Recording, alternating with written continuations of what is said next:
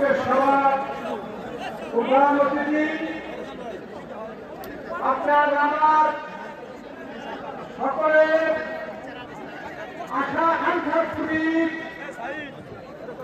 বিভিন্ন ইউনিয়ন থেকে যারা অত্যন্ত পরিশ্রম করে এই সভায় উপস্থিত হয়েছেন তাদের সকলকে ধন্যবাদ।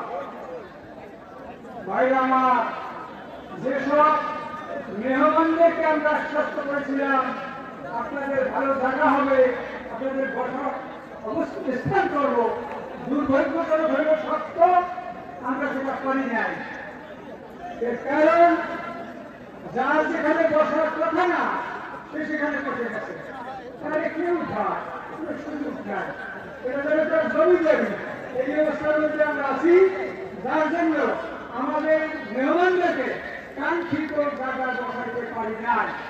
এর জন্য মহিলাদের জায়গা মহিলারা বসবে, কিন্তু মহিলারা আমাদের যে নেত্রীরা তারা অনেক আগাই গেছে, তারা পুরুষের আসনে বসে গেছে।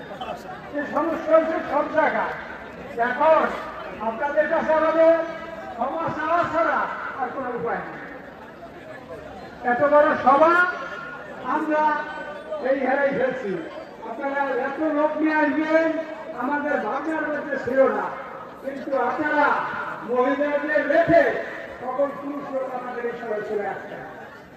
আপনারা দেখাইতে চান যে আপনারা হাসান মামুনকে কত ভালোবাসেন। আজকে যে ছেলে শাসক পতন হয়েছে, দেশ থেকে পালাই গেছে, আজকে তার দোসরেরা নানা বন্দি ফিটিং দিয়ে ব্যস্ত, বাস্তবতা ভিন্ন। যারা দেশ ছাড়ছে এরা উগান্ডার ইদি আমিন, ইরানের ছেলে শাসক পাহলবি, ফিলিপাইনের মারফত যারাই দেশ ত্যাগ করছে তাহারও মাটির দেশে হয় না, তারা বিদেশি তাদের খবর হয়েছে। এখন আমাদের যে পতন হয়েছে সেই সরকারের, সে বলতেছে আমি বর্ডারের কাছে আছি, একটা বিল্ডিং বাংলাদেশে চালিয়ে করি। আমার কতক দল তারা জ্ঞানী গুণী, আমি ট্রাম্প নির্বাচিত হওয়ায় তারা নতুন আনন্দ করতেছে। বার্তা এইরকম, ট্রাম্প তাদেরকে বসাই দেবে ক্ষমতায়, সুযোগ আর হবে না।